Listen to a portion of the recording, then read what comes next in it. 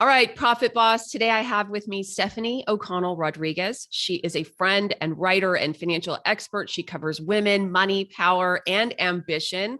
She's the host of Real Simple Magazine's Money Confidential podcast, the founder of Statement Cards, a line of greeting cards that celebrates milestones beyond marriage and motherhood, which we're going to talk more about, and the co-founder of Statement Event, dedicated to connecting the dots between gender equity and financial power. Stephanie, welcome to Profit Boss Radio. Well, thank you for having me here.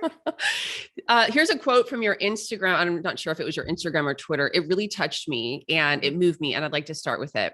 Mm-hmm. Women's achievements have changed, but our traditions and ways of showing up for the women in our lives haven't. Rarely are we as excited and supportive of women's personal and professional milestones as we are with their pregnancies and engagements.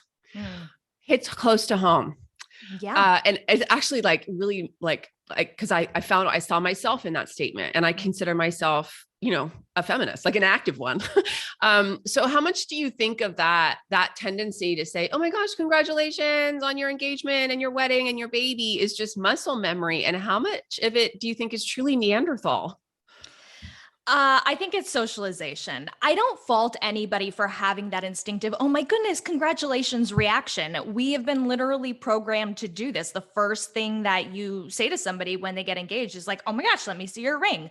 Oh my gosh, let me tell me about whatever, the proposal. And there is so much inbuilt excitement because we know what to do. The save the date comes, we put it on the fridge, you get ready for a bridal shower, you look for a registry. There is an infrastructure of support that you plug into. So it's as much as even I want to be as excited for my girlfriend who's finishing her PhD, the fact is, because there isn't just this culture and tradition of support that, is step 1, step 2, step 3, the questions you ask, the things you do, etc.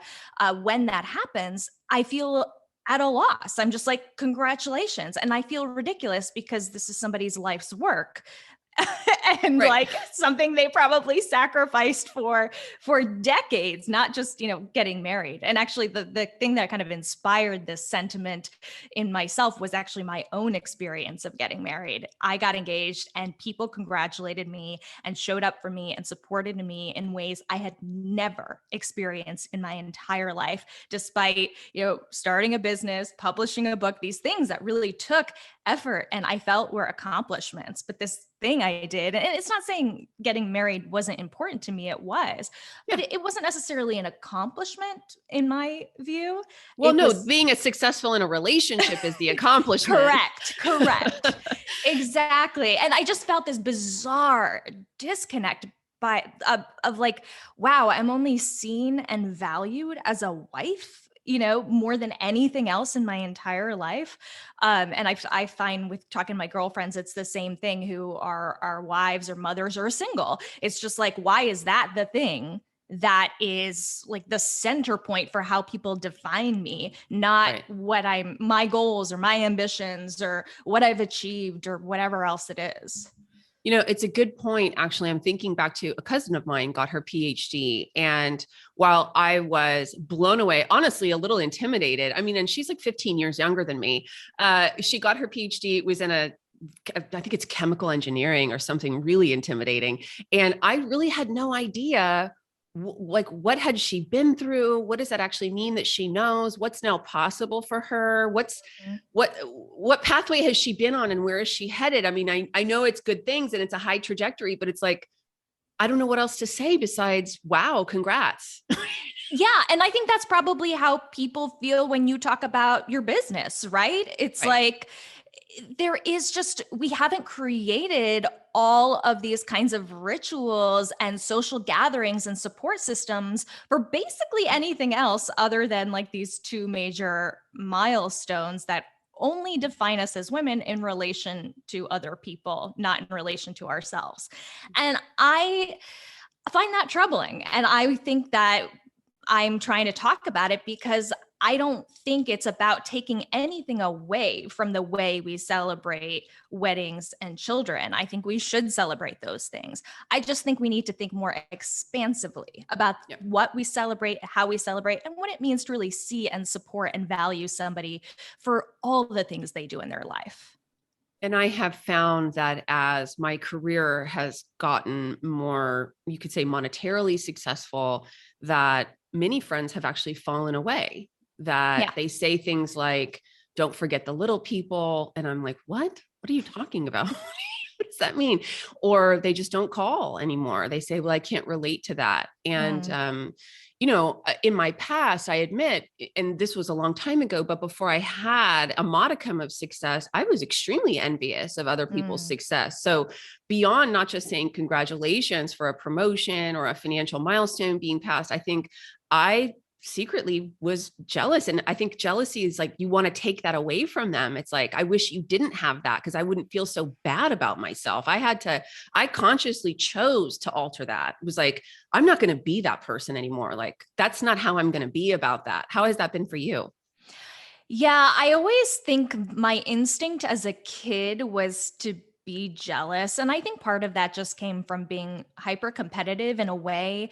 My hyper competitiveness made me view everything as a zero sum game. And Yep. so somebody else's win was my loss. And in my 20s and 30s, I think it was a process of reframing things of, okay, like the world is incredibly expansive, and somebody else winning in my experience and the reality of my experience is usually also a win for me too, because Yeah. they're my friends, I know them. you know I really do believe in the rising tide lifting all boats, and so yeah, there is certainly some, maybe to your point about the Neanderthal brain of like, okay, zero sum, this person gets to eat means I don't get to eat. But, generally speaking, when we're talking about the things we're talking about, Mhm. business opportunities, monetary opportunities, there is just so much of it out there that I in no way believe that somebody else's win is my loss. And in fact, I believe kind of the opposite. And I'm inspired by you saying, okay, my business is doing well, I moved to Puerto Rico, this is a wonderful thing. And so I want that to be celebrated, and I think that creates a culture not just that's positive, but of opportunity. If I see what's possible for you, I know what's possible for me. It does kind of feel like in the gender-based ways that we're talking about where it's different for women than men, it does kind of feel like the last vestiges of patriarchy. And I've said before on this show, sometimes women are the most guilty of Yes. beating each other down with that caveman bat, right? So Yeah. you've talked about this term, the ambition penalty. So we're still in the same vein. How do you define the ambition penalty and where do you see it in your own life? Yeah, so it's hard for me to define it because I have spent so much time getting into the nitty-gritty of the research that kind of made me come up with this term. But basically, the idea is when women express their ambition or take action on their ambition, whether it's to pursue a leadership role or advance in their careers or ask for a raise, there is generally some kind of pushback that results in a tangible penalty, whether it's a rescinded job offer, Mm. whether it's a loss of social capital and therefore being like labeled unlikable, which can then manifest in being passed over for future promotional opportunities, which can manifest in being more likely to be denied a raise.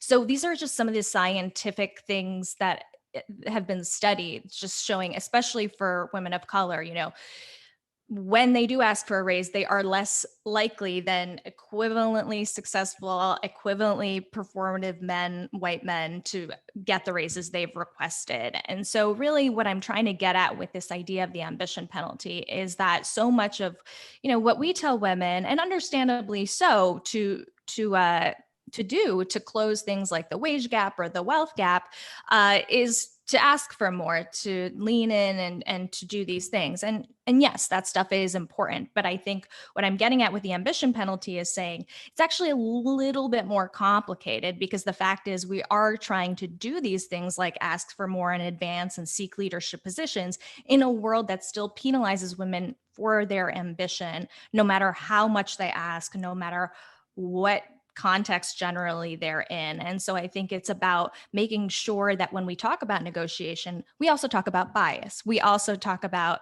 patriarchy. And to your point, both men and women perpetrate these things. So I think it's just about bringing more nuance to the conversation. Do you feel like you've been victim of the ambition penalty? I think I have done okay. and I think the reason why I've been able to skirt a lot of it is because I work for myself. So one of the things that I've been interviewing a lot of women who have had this experience. And one of the things that really blew me away was I spoke to a lot of women who had job offers rescinded when they negotiated salaries, which is like mind blowing to me that this is happening in 2021. And I so easily found scores of women that this happened to. Oh my goodness. Yeah, it's wild. And I think what I noticed is that so much of this is really tied to traditional workplace structures, which is, where most people work, which was honestly just built for and by men, and even women who are successful. We're still operating within a system that rewards qualities of assertiveness and boldness and what is traditionally considered masculine. Mm-hmm. And it rewards that in men and it punishes those same qualities in women. And it's not that we're out here being explicit about it. Nobody's like, I don't like women who are bold. Nobody's going to explicitly say that.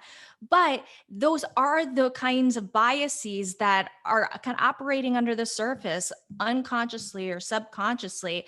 And I think what I want to do is bring some of that to the surface and say, the gender discrimination we see today may not be as explicit as it used to be, but Right. It doesn't mean it isn't there. And I think it's important that if we're going to have conversations about, closing gaps in pay and wealth, whatever, we have to be honest about what's happening instead of making, these like flawed assumptions that women are simply like less interested in high paying careers or are not asking for raises or are not staying in the workforce after they have children, because a lot of what the research says just totally disproves those narratives. So it really is about addressing both sides of the interaction. And I feel like this might be like some of us discovering that even though, we don't consider ourselves race biased, I have friends of color, yet we've recently discovered that we still harbor these biased thoughts or that we're acting subconsciously in biased ways. And it's really a horrible and painful thing to have to contemplate, and it requires a ton of humility. So what would you say to that? I mean, for example, some of the women that you interviewed who had offers rescinded for negotiating, were those offers rescinded by women? Yes, some of them were. And I know we alluded to this earlier, and I do want to say it really explicitly. Both men and women, anybody or anyone of like any gender identity in a system of patriarchy, everybody is operating under patriarchal norms. Like it's about a system of rewards and penalties more so than it is I'm a man doing this against a woman. It's everybody's enforcing and rewarding like traditionally masculine behaviors in men and generally penalizing those things in women. Again, not explicitly, but these are like the implicit biases that are just in the systems we've built over time. And this is not me saying like shame on anybody.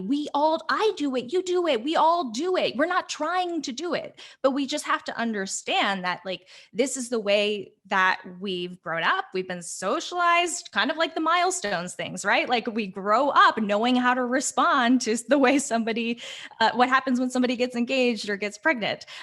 We don't necessarily have a script for everything else. And I think that's how we need to think about this, when we're talking about women's ambition, particularly for women of color. Like, what do I need to do better to make sure that these biases that I might not be aware of, but clearly are happening because these patterns continue to show up in both anecdotal evidence and in research-based evidence, that like, what am I doing that's like perpetrating this, and what can I do differently? Right. And so I don't mean to oversimplify the issue, but I want to ask you, if you want to go one step further, do you have a recommended prescription? Are there solutions that you know about other than just admitting it, talking about it, getting out in the open? Yeah, so it's so difficult to be prescriptive when it Yeah. comes to, anything that's so hugely systemic and, problematic. But what I will say is that, in speaking to people about their own experience, I think one of the things that really struck me as I was interviewing one of the women who had her job offer is rescinded after a negotiation. And she said, everybody says that the worst you can hear is no in a negotiation. But the reality is, the worst they can do is gaslight you, demean you, tell you you don't have the skills and experience that you do, give you imposter syndrome that you never had before, hurt your confidence. And that really struck me. That really struck me because I thought about the narratives that I have even, kind of perpetrated as somebody who's like, don't let anybody tell you what to do. You do you. And I think part of this, and again, this isn't like super prescriptive, but I think it's just really thinking critically about the way we move forward. Is part of it is me and all of us being like, oh, wait, how can I take whatever I'm saying about negotiation, whatever I'm saying about how to show up in the workplace, however I'm speaking to women, and take the reality of these experiences and these biases that are still hurting people into account. And so instead of just assuming that a woman like this is just like born with imposter syndrome, it's like inherent to her, what if I am now like making this assumption, instead of like assuming that, I reframe the assumption as, oh, this confidence issue, this imposter syndrome is a result of workplace trauma. It is a result of lived experience. It is a natural response to the way she has been treated.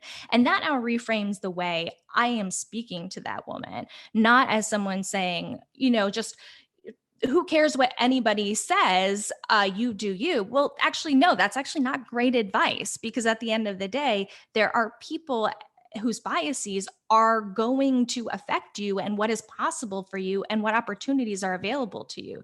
So one thing that came up for this woman was like, okay, how do we recognize earlier on in the interview process whether this is an environment where your ambition is going to be rewarded or whether your ambition is going to be penalized? Because obviously she doesn't want to work in an environment where a job offer is going to get rescinded when she tries to negotiate salary. But like it's pretty crushing to go through 8 rounds of interviews and really invest yourself in this potential future and then to learn that, right? So what are some of the signs I can look out for sooner to recognize an environment where I'm not going to be championed? Can I go onto LinkedIn and see whether that company is really committed to their diversity, equity, and inclusion statement that they put on the front page of their website, right? Like, is their leadership team reflective of what they say their values are? Are there people like me in that company?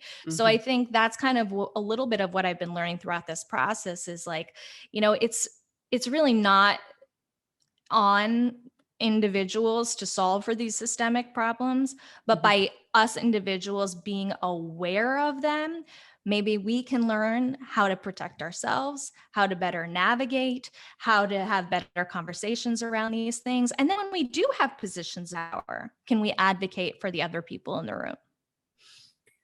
The you do you type coaching is it can be confidence building, but of course it can't be universal because some community has to accept you. Otherwise you're sitting on a rock precipice by yourself, right? Like Exactly. you have to find your people.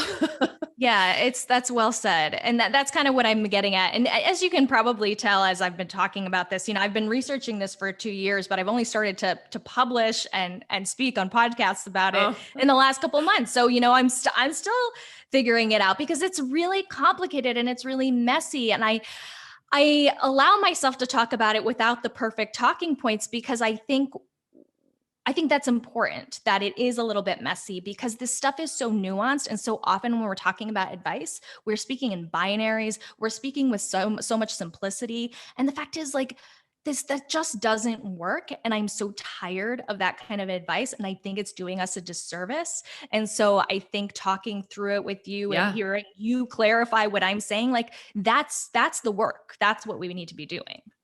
Well, and as a coach, I mean, I have to sometimes hold myself back from giving the Nike coaching, which I call it, just do it. And it's the same, it's in that same family of just do it. Well, Mhm. if just do it was going to work for her, the person I'm coaching, maybe she would have done it 10 weeks ago or whatever. uh, Right. and I do think, I mean, let me just say that, even my family has related to me like I'm competitive, and they use the word competitive. And what they don't say is that there's something wrong with that. It Mm, comes with like this disdain or this eye roll. Oh, well, yeah. that's just Hillary. She's just being competitive. And I feel almost gaslit. It's like, how do you Yes. respond to that? Because I hear what you're saying and I can respond to what you're saying, but it's tough for me to respond to what you're not saying. And I do feel hurt. I feel judged and rejected, and competitiveness is part of my nature. And there's a real cost to that. Like, we always say, "Oh, okay, so ambitious, competitive women are unlikable, big deal." But actually no, it's not just being labeled unlikable or difficult to work with or whatever else people want to either imply or say outright about us. It has very real consequences and costs, Yeah. and that is not right. The only, ambition and competitiveness and boldness, assertiveness, these are all qualities that are rewarded in men. The only reason they are penalized is if they are in women. And that is nothing but sexism. And like, it is not me saying we don't like women, but that is what people are effectively saying. And it is just as destructive Right. as being explicit. So let's talk about, because we have a lot of entrepreneurs listening to this show. Mhm. And I think it's interesting that you said you've been able to skirt the issue personally Yeah. to a large extent because you work for yourself. Mhm. How, how, so, and I think as a self-employed person, you do have the opportunity to create your own community. You determine your team. Once you get to a level of success, you can even say no to customers, right? No, I don't want Yes. to work for you. Yes. Uh, what are the lessons about what you're discovering about the ambition penalty that apply to business owners? That's a good question. Um, I think I do think this is probably true for people who work in traditional jobs as well, but uh, certainly as a business owner who has clients, that's basically what allows me to be in business. I think the thing that makes my ambition palatable is that I'm using it in service of the goals and objectives of my client. Right. And Yeah. so if I can frame what is interesting, what is good for me through the bottom line of somebody else, then yeah, like how can they argue with that? Right. If my ambition makes them have better results, make more money, win, be successful, then that's a win for them too. So, it's unfortunate that we would even have to think of it that way, that like the ambition wouldn't just be an inherent good because like as long as you're not cutting people down for the sake of your own ambition, I have no problem with however ambitious somebody is. I think it's a great thing. um but unfortunately, part of this conversation is just recognizing that this bias exists. And so, we are all navigating this world in which this bias exists. So, what do we do is like, okay, it has to become an asset. And since most people don't see it as an asset, Well, how do we frame it that way for them? We frame it that way for them by defining our ambition through their communal benefit, their net win. And you can do this in the workplace too, right? It's when you wind up advocating for yourself, you don't use the I language, you use the we language or the you language. What are you doing for the company's bottom line? How are you improving metrics and results for them, even if you're the one doing it, even if it serves your own ambition? At the end of the day, if you can frame it in those communal terms, that is more palatable. Yeah. It's interesting. And that circles the conversation back to the topic you and I love so much, which is money, which tends to be the universal pacifier. I did have a client one time saying, it was a man. He said to me something like, you're competing with this other person who's also bidding for the job, but I'm going to pick you because you're more ambitious. Mm. And so there was something about my ambition that I was able to translate to Hillary's going to work her butt off so that I'm successful. Mhm. Right. And I thought, well, there's a good fit for it. That's where it works. Let's transition just a little bit. I want to talk about, because ambition is closely related to confidence. And I've always thought, of all the entrepreneurs I know, the nature of what you do and how you do it is you have to hustle. You have to advocate for yourself a lot. Yeah. You're in a more sort of cutthroat kind of industry than I am, I think. And now, and in every career, success builds on success. But I think you have to advocate for yourself every day, probably. Tell me, where do you find your confidence? What are the things that build your confidence most? What's your most successful tactics? I think for me, I am very unafraid of being rejected, and that is a superpower. It feels a little bit trite to say because like everybody talks about rejection all the time. And I don't want to fetishize rejection because I think that's the flip side of the coin. Sometimes there's like this obsession with like get rejected, fail fast. And I understand the sentiment of that, but I do think the messaging gets a little bit perverted sometimes. The goal is not to be rejected. The Right. goal is to win. But like to win, rejection's part of the process. And that's Yes. kind of how I always frame it, is like, I know I'm going to get a lot of no's before I get a yes, but I have to get the no's to get to the yes. So I think that framework has always served me because I know that like, okay, it's not this one, then I'm like, okay, one step closer, one no closer to my yes. And that helps me think of the rejection not as a kind of like finality, but just as like a stepping stone to where I need to get to go next. Now, I will say, one thing I thought about a lot during the pandemic was, how do you know when the no is a sign to just keep going, that's a stepping stone, or that it's a sign that you need to pivot and change something? Right. Like, do you pivot or do you double down? And that's a really hard question. Not saying I have an answer to it. Art, not science. Yeah, exactly. But that's where I think community really comes in handy. Having people around me who give me really honest feedback. I'm also realizing I had a lot of realizations during the pandemic. One of which, it's very hard to find people who are willing to be honest with you and who are willing to give you feedback that is constructive and critical. And I think the combination of how I think about rejection and having a trusted group that does that for me has been like, just I literally couldn't do what I do without it. So do you have a constructive criticism group? I do. Oh. We meet every week, and one of whom is my business partner on this event that I host.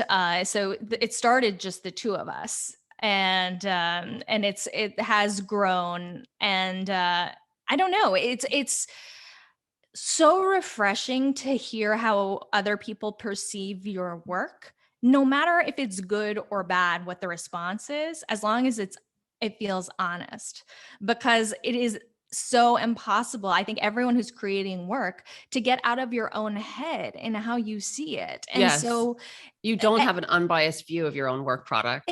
Exactly. And there's just so much somebody can bring to see the disconnect sometimes between your work and then how they know you as a person. And I think that is like insanely valuable. I mean, obviously you're somebody who coaches, so this is something you can offer too. I think one of the things that has been really helpful about having a group of people who I do this with is we're also friends. So it's wonderful to Still, huh? yeah, it's wonderful to have people who know you, to understand you as a person and your values, and then how does that translate into your work product, and how much, you will say how much of it you do or don't want to be in your work product, and then they can be like, well, you're not showing up as that at all, and you have to be willing to be able to take that, and that can Yeah. be hard. It But takes something. yeah, but having that group that I implicitly trust and I know has my best interests at heart, that makes, however harsh the feedback, totally easy, totally fine to take, because then they're going to support me as I try to figure out what that next step is. So I'd say like those two things have been kind of my quote unquote secret sauce for being able to continue as an entrepreneur. So now I'm super curious about this thing. So just really quick, do you present some work product or ask them to evaluate a video or a blog, something you've done recently? And then is there a framework for their feedback? So it's very unstructured.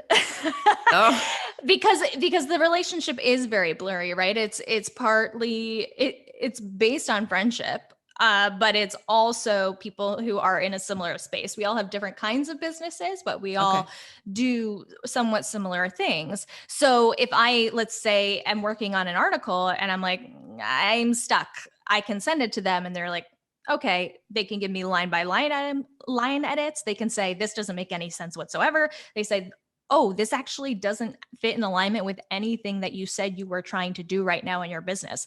Good example. We were talking a couple of weeks ago about social media and just like the enormous brain drain and like life drain and energy drain that it is for all of us. And I was like, you know what? I feel like not having as big a social presence as I want is really holding me back from, like, when I do publish a podcast or do publish an article, it doesn't get the traction I want it to because I haven't built the social following. So I feel like I should double down on building the social following. And then one of my friends in the group said, Stephanie, that's totally legitimate, but think about the opportunity cost of your time and energy. I'm somebody who's very tired all the time. I have very poor focus, really bad ADHD. I get maybe 2 hours of work done in a day, maybe. So for me, she made me think of it through the framework of like, if you are going to take your precious 2 quality work hours a day and spend it on social media, what are you giving up in doing that? And I was like, oh, well, maybe pitching an article that goes to Bloomberg that then kind of goes mini viral, which is what happened with my ambition penalty piece. So I was like, the value, even though my social following, I would like to be bigger, at the end of the day, I would rather be taking my precious 2 hours a day and spending it on pitching and writing pieces that I think have viral potential and I think are really well researched and I think, really reflect the kind of work product I want to be creating at the end of the day. So that's the kind of conversation that happens. That sounds amazing. And yeah, you have to have a lot of courage and confidence to participate in a group like that. And a lot of like partition, like you're in this room now, and then later we're friends, we're having a glass of wine, and you probably don't have permission to say stuff like that to me after my second glass of wine. I will say the group has changed over time. It has evolved, like with new people coming and going. It's not for everybody. So I think it's also about being willing to play with the structure. I have been in so many feedback groups over the years, and this is the one that has stuck. And that's awesome. It's iterative. I don't have like the perfect structure or solution for any of it, but I think just like being willing to be honest with people and find like either it feels right or it doesn't, and being willing to listen to that goes a long way. Well, given you are only going to work 2 hours today, apparently, I thank you for spending part of one of those hours with us. There is a question I really want to ask you, so I promise to wrap up after this. Yeah. You had published that during the pandemic, you had to renegotiate, I think, an apartment lease, I assume, to lower overhead. And then recently that you hired 4 people to work in your business. So I'm perceiving there was a turnaround. To what do you attribute the pivot? Tell us about that story.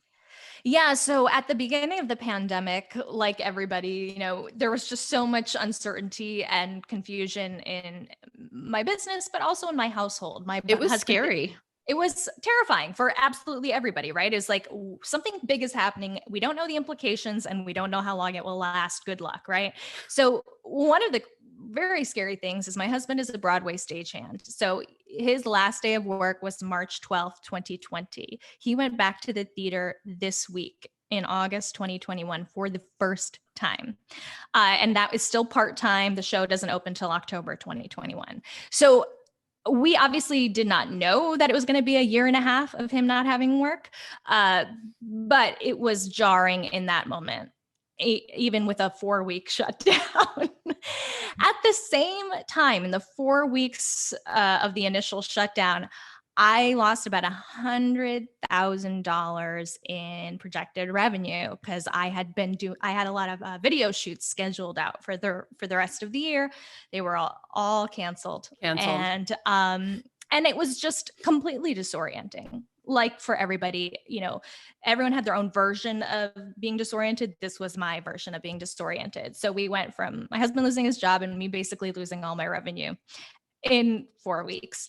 And we were like, okay, we have emergency fund savings, but there is so much uncertainty that I don't know how long it needs to last. I had more than 6 months of emergency savings, but I didn't have like 3 years worth. Right. And it's already at this point been a year and a half. So when we got about 3-4 months into the pandemic, I started trying to renegotiate with our landlords. I started like really just thinking really critically about what do we like drastically need to change. I think initially we're like, okay, we're cutting out all our non-essentials, but then housing is still an essential. So then the next step was, okay, our housing might be essential, but our Manhattan apartment is not essential. The Manhattan apartment version of our housing is not essential. So that's kind of when we went into phase 2. And then phase 3 was the fall of 2020. And I think, I can't say that it was something I really did differently so much as that, businesses started spending money again, and they started bringing their media budgets back and their ad budgets back. And I have been working like a fiend ever since. I bet. So I was going to call you a hustler. I wasn't sure if that would offend you. Not at all. Not at all. But now it's funny because I've been like, I worked like nonstop from September last year to July of this summer. And I am exhausted. Like a lot of people, I'm in a little bit of a burnout mode, which is unusual for me because I am pretty good about managing my balance. But I've had a little bit of like the scarcity mindset now of like, man, we were positioned as basically as good as it gets. We had tons of savings, dual income, dual high incomes, everything. And it still felt like the bottom fell out from under us, even though we were okay. It was emotionally scarring. And I'm still kind of grappling with building up the fact that, hey, your systems worked as they were designed to work. Your emergency fund worked as it was designed to work. You need to just rebuild and trust. But it's hard. It's really hard. I have said surrounding yourself with cash can truly be a panacea. So congrats on lowering your expenses and having that curveball account or emergency savings. Stephanie, thank you for joining us. I appreciate your time. Where can people find you? I'm at stephanieoconnell.com and the podcast is called Money Confidential. Money Confidential. Great. Thank you, Stephanie. Thank you.